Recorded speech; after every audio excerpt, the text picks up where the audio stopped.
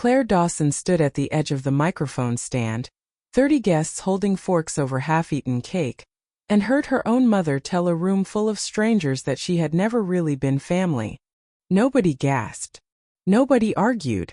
Her Uncle George just nodded like the woman at the podium had said something wise and obvious, the way you'd nod at a weather report. Claire didn't cry. She had spent 28 years being the calm one, the useful one, the daughter who never made a scene. She wasn't going to waste that training now. Not when there was a manila folder sitting in her bag with a single yellow tab, and everything inside it about to change the shape of her family in the next 90 seconds. But to understand why that folder existed at all, you have to go back to a duplex with a crooked porch, and a father who whistled 3 notes over and over like a bird that never learned the rest of the song. Claire was 5 when her father died. He built scaffolding for a construction company outside Dayton, and on a Tuesday in March a section came down with 3 men on it. Only 2 went home. She remembered the casseroles more than the funeral. She remembered her mother, 33 years old, standing in the kitchen in a black dress with baby Brooke on her hip, looking at Claire like a math problem nobody had assigned her. 11 months later, a woman with a clipboard parked outside their house, and Claire's mother told her to go put her shoes on. The suitcase at the foot of her bed was purple. It wasn't hers. While the caseworker knelt down and told 6-year-old Claire she'd be staying with a nice family for a while, Claire heard her mother's voice through the gap in the kitchen door, low but not low enough. Some children just cost more than others. She thought it meant milk. She was 6. She stood in the hallway doing the only math she knew. Maybe if she ate less, maybe if she stopped getting sick. While Brooke, 3 years old, smeared banana on her high chair tray and stayed exactly where she was. Nobody explained why. When her mother finally came out to say goodbye, she didn't cry. She checked her nails. She patted the top of Claire's head the way you'd pat something at a yard sale you decided not to buy, and told the caseworker they should beat the weather. It would be years before Claire understood they weren't beating any weather. They were beating a date on a calendar.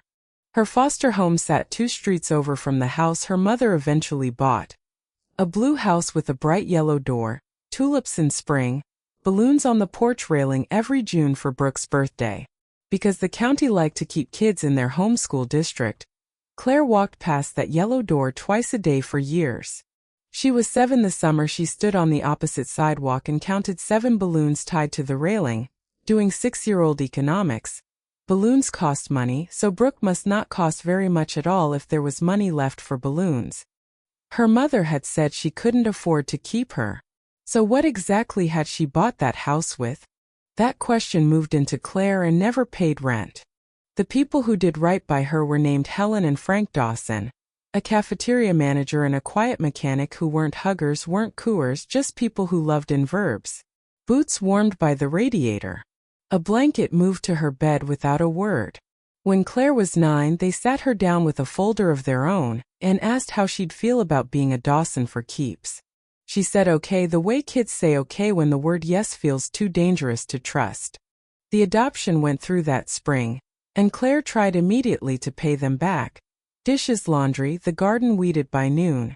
When Helen caught her dragging a hose across the yard to wash the truck, unasked, she turned off the spigot and said the sentence Claire would spend the rest of her life trying to actually believe. Love that keeps a tab isn't love. It's a loan. We're not running one of those here.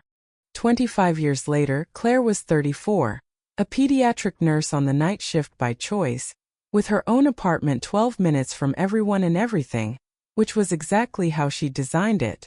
On the ward they called her the fixer, short-staffed on Christmas, Claire will stay.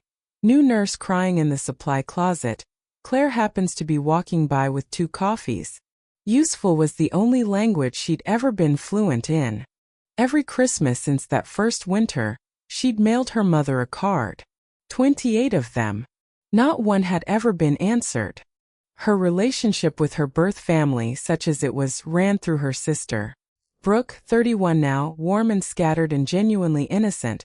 She'd been 3 when it happened, and she'd grown up entirely inside the story the house told itself. Mom struggled after Dad died, times were hard. Claire went to a nice family, Wasn't it lucky how it all worked out? Their mother, Margaret, ran the front office of the school district for 30 years, arranged the flowers at First Methodist, and managed her own reputation the way other people managed a stock portfolio. Claire got invited to Thanksgiving the years an extra pair of hands was useful. She brought the good rolls. She did the dishes. Last winter, when Margaret's furnace quit, Claire met the repairman and quietly covered the $200 herself. When she mentioned it, her mother said, "Well, you make nurse money. The way you'd note an invoice adjustment." That fall, Claire finally did the thing she'd been circling for 2 years. She applied to become a foster parent. One child at a time, school age, her spare room painted soft white with the door left open. It felt less like a movie and more like a debt she actually wanted to pay. The kind Helen had been quietly paying forward her whole life. The licensing process wasn't romantic. Classes on Tuesday nights. Fingerprints. A home study. And one line on the checklist Claire barely registered. Because she herself had been a foster child, the county would pull her own case file. Her caseworker, a steady woman named Patricia, paused at the door on her way out and said, "Records take a few weeks. They pull everything. Court filings, placement notes, all of it." Then gentler, "I've handed a lot of grown folks their childhood in a box, honey. Sometimes there's more in there than people expect." Claire told her she'd be fine. She read charts for a living.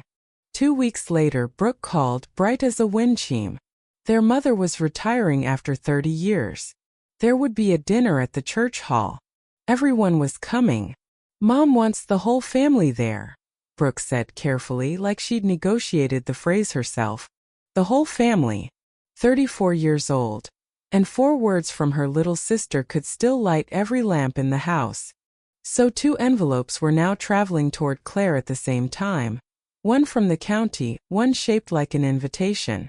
Only one of them was going to tell her the truth.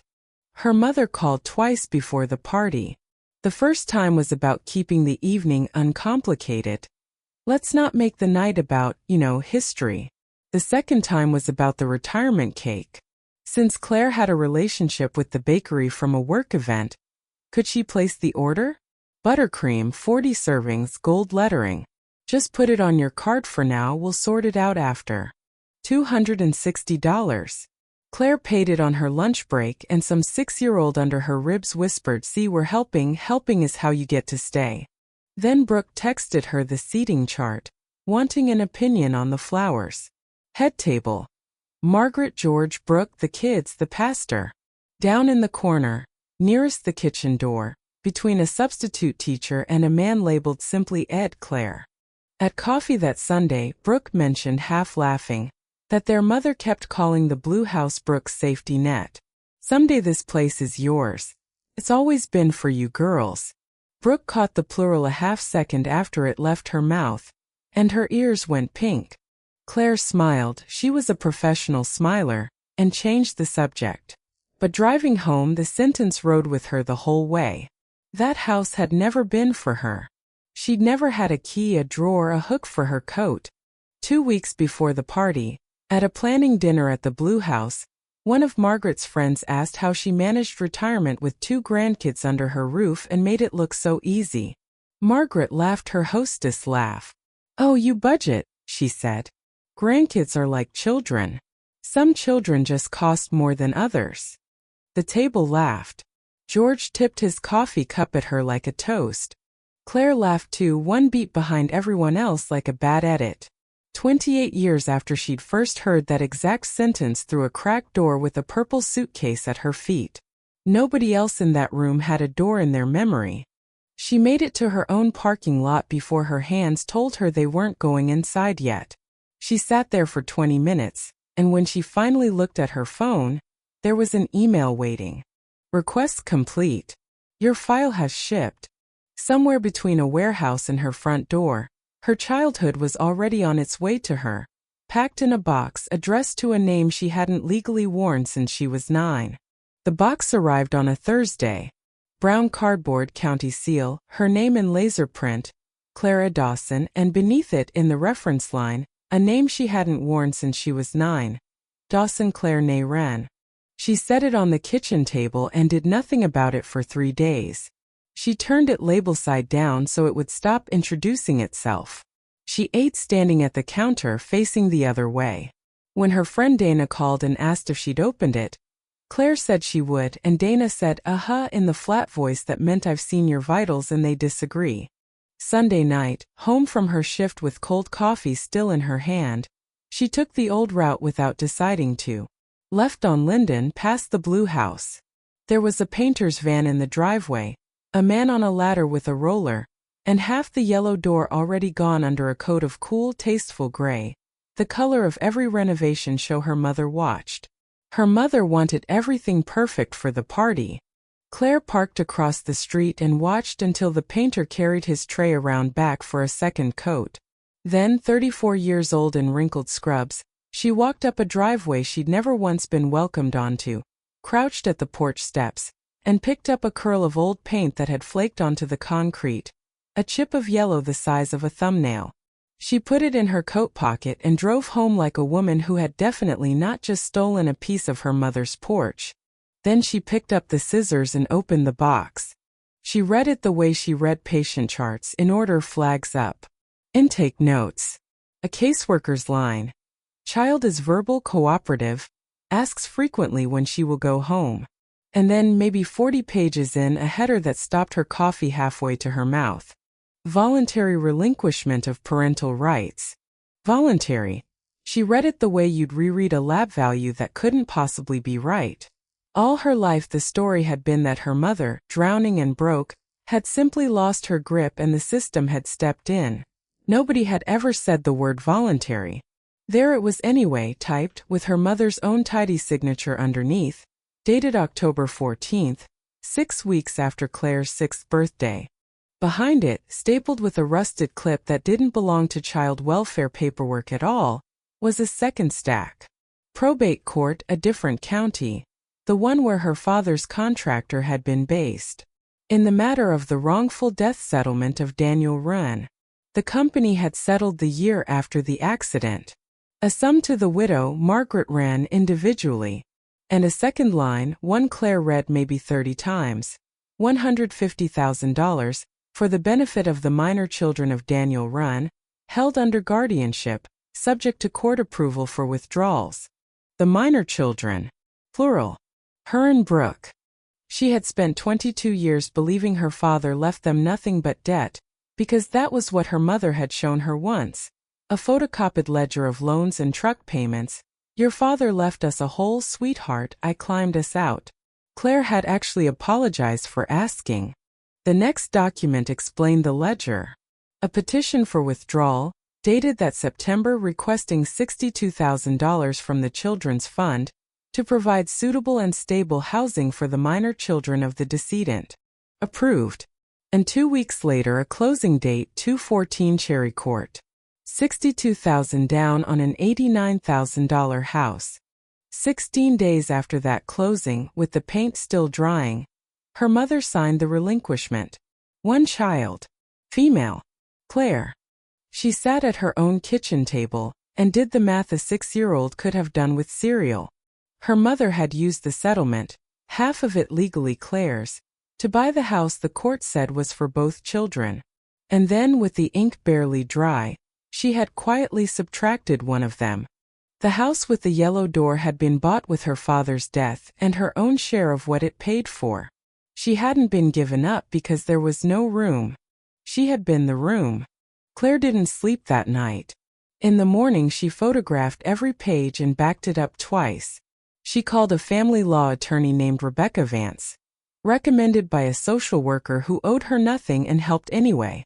Rebecca listened for 20 minutes without interrupting, then said, "Bring me everything. Don't call your mother yet." Then Claire drove to Helen's and laid it all out on the same table where she'd once tried to earn her place with dishes and a garden hose. Helen read the relinquishment with her glasses low, the way she read recipes she didn't trust, and when she finished she smoothed the page flat with her hand, the exact gesture Margaret used to make over unpaid bills, except in Helen's hands it looked like tucking something in. She didn't say "I'm sorry." She didn't call anyone a monster. she asked. What do you need to be able to sleep?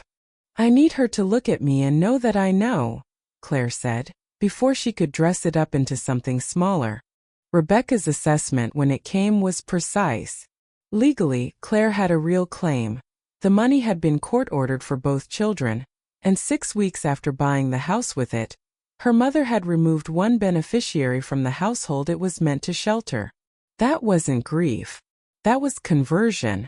A court could impose what's called a constructive trust, treating part of the house as always having belonged to Claire. The problem, Rebecca said, is 28 years. We'd argue the clock started when you discovered it, not in 1998. That argument works often enough to be worth making. But understand what filing means. Petitions are public. This is a small county. If a court unwinds equity in that house, the house may have to be sold. Who lives there now? My sister, Claire said. And her 2 kids. Rebecca nodded slowly, letting that land where it belonged. So those are your choices. Truth publicly with collateral damage. Or leverage privately, if she believes you'll use the first one. Claire told her she wanted restitution. Standing in the parking lot afterward, what she actually wanted was older and smaller and far more expensive than money. She tried one last time to give her mother the chance to say it herself. At the Blue House, folding programs for the retirement dinner with the smell of fresh paint drifting through the screen door, Claire mentioned, lightly, church basement lightly, that her foster application had pulled her old case file, and it had gotten her wondering whether her father had left anything behind. Margaret didn't flinch. Your father left debt, honey. I showed you the ledger years ago. I climbed us out myself. Smooth as a paved road. Only one thing gave her away. Her eyes flicked, half a second, toward a small fireproof safe in the closet, then back to the programs. Why do you ask? No reason, Claire said. Charts make me curious. She had her answer. She printed 2 sets of 5 pages and put one set in a folder with a single yellow tab. The other went to Rebecca's office, ready to mail Monday. Claire made herself one promise. If her mother gave her even one honest sentence that night, one seat at the real table, one acknowledgement that didn't sound like an invoice, the folder would go home unopened, and Monday would just be a quiet letter between lawyers. The church hall was warm with coffee urns and string lights. A banner over the head table reading Margaret Wren, 30 years of service.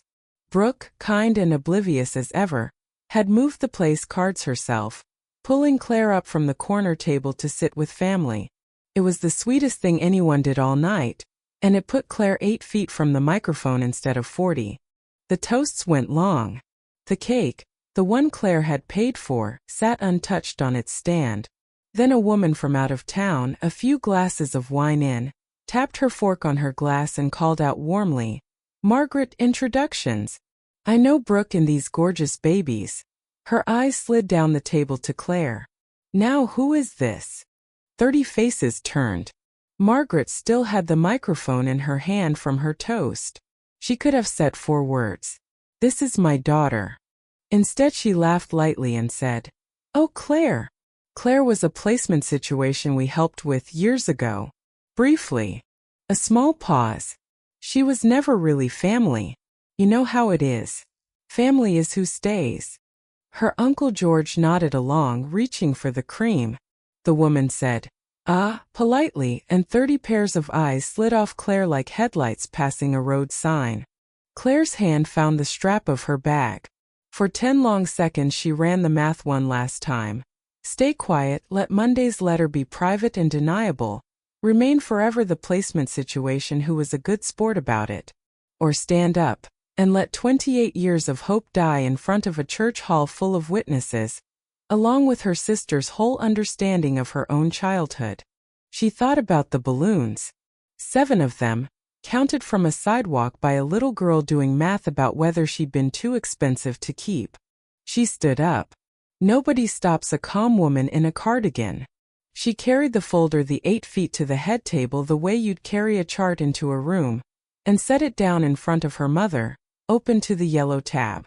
You didn't give me away, she said. quiet enough that only her mother, her uncle, and her sister could hear it clearly. "You sold me. This is the receipt." She watched her mother's composure fail in 3 stages. The hostess' smile frozen a beat too long, then recognition as her eyes found her own lawyer's letterhead, and finally the color leaving her face entirely. It was Brooke who moved first, pulling the top page toward herself and reading it aloud without meaning to. "To provide suitable and stable housing for the minor children."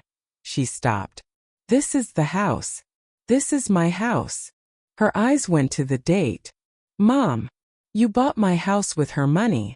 And then you gave her away." The coffee urn was the loudest thing in the room. "I was 33, Margaret said finally, and for the first time all night her voice had no polish left on it. 2 little girls and a dead husband and casseroles that stopped coming after a month. My own mother told me to be sensible, to pick the one I could carry. So I carried what I could. It was true and it was terrible, and it explained everything and excused nothing."